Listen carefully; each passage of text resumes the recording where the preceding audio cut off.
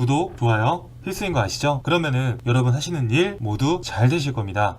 1, 2년 전부터 SNS나 카카오 스토리를 보게 되면 새벽부터 차 시계 인증샷 올리는 사람도 있고 해가 뜨는 걸 찍으면서 오늘은 누구보다 일찍 일어나서 하루를 시작해서 좋다라고 표현을 합니다. 다 이렇게 새벽부터 올리는 사람들의 대부분이 보험 설계사인데 있어 보이게 하려고 요즘에는 재무 설계사라고 많이 부르더라고요. 그러면서 갖가지 외제차 자랑, 양복 자랑, 어디 놀러 간 거 자랑 등을 좀 즐겨 하죠. 그런데 항상 맨 마지막에 한마디씩 붙입니다. 오늘도 나는 열심히 살고 있고 목표가 있고 나를 믿어주는 사람 때문에 하루하루 이렇게 알차게 살아가고 있습니다 라는 것을 강조하며 나는 항상 바쁘다 라는 이미지에 메이킹을 해야 하니까요. 그래요, 여기까지는 좋아요. 그런데 왜 하지 말아야 할까요? 이렇게 돈 잘 벌고 핸섬하고 내 시간도 많은 것처럼 보이는데요. 첫 번째는 기본급이 없고 초기 비용이 들어간 게 많습니다.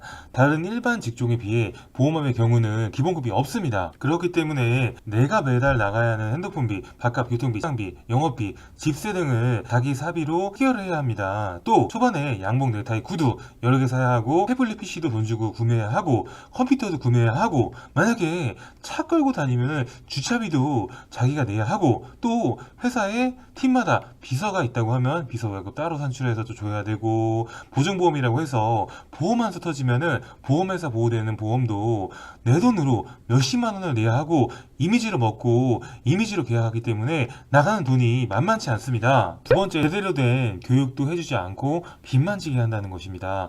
보험 영업을 처음 배우게 되면 한 달간 교육이라는 것을 합니다. 그런데 이 교육으로 인해서 내가 이제 금융 전문가, 보험 전문가가 된다. 아니거든요. 대부분 알려주는 건 보험에 대한 지식보다는 상담 스킬, 자세, 표정 등 영업적인 것들을 강조해서 많이 알려줍니다. 그래야지 결제를 할 거 아니에요, 사람들이요. 맞잖아요. 그리고 시간이 흐르는 몇 주 있다가 시험을 두 차례 봅니다. 근데 이것도 사비를 내고 봐야 하는데 두 개 합치면 거의 15만원에서 20만원 정도 내야 합니다. 그러면 대략 이 과정만 한 달 정도 걸려요. 그럼 한 달간 여러 가지 생활비가 나가는 돈만 해도 몇백이 깨지겠죠. 그럼 벌어놓은 게 있는 사람들은 다행인데 벌어놓은 것도 얻는 사람들은 참 대략 난감하잖아요. 이때 슈퍼맨처럼 매니저가 등장을 합니다. SM이라고 부르는데 이분이 말을 하죠.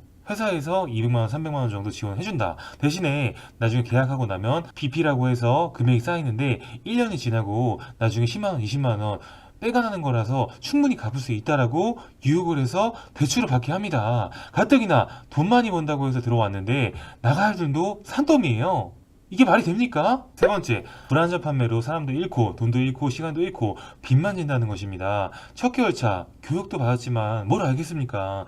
매니저랑 거기 있는 선배님들이랑 새벽부터 나와서 영어 기술도 배우고 신입들끼리 모여서 2, 3주 본사 교육도 진행하면서 나름의 방법을 좀 알려줍니다. 그러면서 본사 교육 담당자가 이번 주에 몇 개 했어요. 이런 식으로 은근 사람들 조장을 합니다. 그리고 매니저의 경우도 첫 주에 결제 하나 하면은 돈 얼마 더 들어와 이야기를 한 후 번호 기록부에 있는 리스트를 쭉 뽑아보라고 시키고 거기서 가장 친한 사람이 누구야? 성격은 어때? 직업은 뭐야? 연봉은 어느 정도 벌어? 이렇게 물어보고 전략을 짜주면서 전화해서 밥 먹자고 약속을 잡으라고 합니다. 그럼 이제부터 점점 압박과 불안감이 엄습해 오는데요. 다른 동기들은 판매도 잘하고 있고 매달 지출해야 하는 돈도 있고 어떻게 하지? 이러다가 빚쟁이 되는 거 아니야? 좀 이런 생각 등을 하죠. 그리고 어느덧 약속 시간이 다가와서 지인을 만납니다.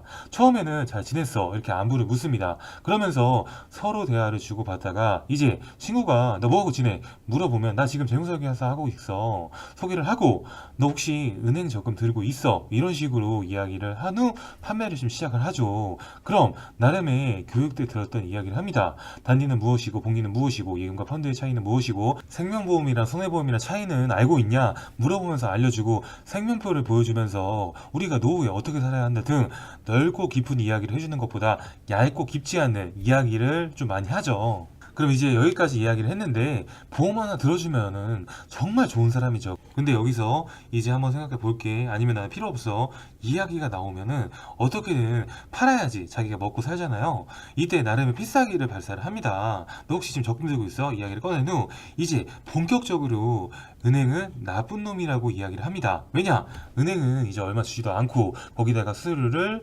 15.4%까지 떼어간다 하는 게 없다. 그런데 재무설계는 기본적으로 환급률이 높고 적금 형식이고 세금 처리도 된다. 이렇게 속여서 30만원짜리 40만원짜리 2, 3년만 들어라. 그러면 은행 이자보다 몇 배 더 가져갈 수 있다라고 유혹을 합니다. 그런데 실질적으로는 2, 3년 지나고 보면 환급되는 금액도 없고 오히려 은행보다 못한 이자를 받죠. 이렇게 유혹하는 이유는 보험을 가입한 사람 계약일이 2년 지나면은 해지 환급금에 대해서도 별도의 환수금이 없기 때문입니다. 그럼 나중에 이런 부분을 가입한 사람이 모를까요? 아니거든요. 주변에 또 다른 지인이 증권 한번 봐줄게. 아니면 자기가 혹시 이상하면은 요즘 인터넷에 찾아보게 되면은 무료로 분석도 해주는데도 많기 때문에 쉽게 잘 알 수가 있어요.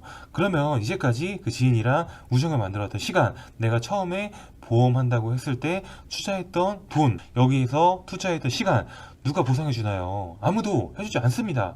자기 자신만 힘듭니다. 네 번째 이유, 유지비용이 많이 들어가고 돈도 못 모으고 여유 시간도 없고 보험 해약 때문에 빚쟁이가 될 수 있다는 것입니다. 내가 정말 열심히 완전 판매를 해서 팔았다고 해도 그 사람이 돈을 내 형편이 안 되거나 상황으로 인해서 다른 보험이 필요하게 되면 아무래도 자기가 달에 쓸 수 있는 비용의 한계로 인해서 해지를 하게 됩니다. 그럼 여기서 2년 동안 그 계약자가 계약을 유지하게 되면 다행이지만 그 계약을 유지하지 못하게 된다고 하면은 돈을 뱉어내야 합니다. 그러면은 나름 쿨하게 생각해서 돈을 뱉어내면 되지. 그럴 수 있어요. 근데 그게 3개가 되고 10개가 되고 돈이 1000만 원이 되고 2천만 원이 될 수도 있습니다. 그럼 이제까지 보험을 들게 하려고 처음에 만나러 교통비도 들고 음료수도 사주고 밥도 사주고 경기 살 때 선물도 해주고 나름 나 돈 좀 버는 모습 보여줘야 하니까 또 차도 좋은 거 끌고 다녀야 하고 투자한 게 여가 많은 게 아닙니다. 또 주말 가릴 거 없이 영업하고 하다 보면은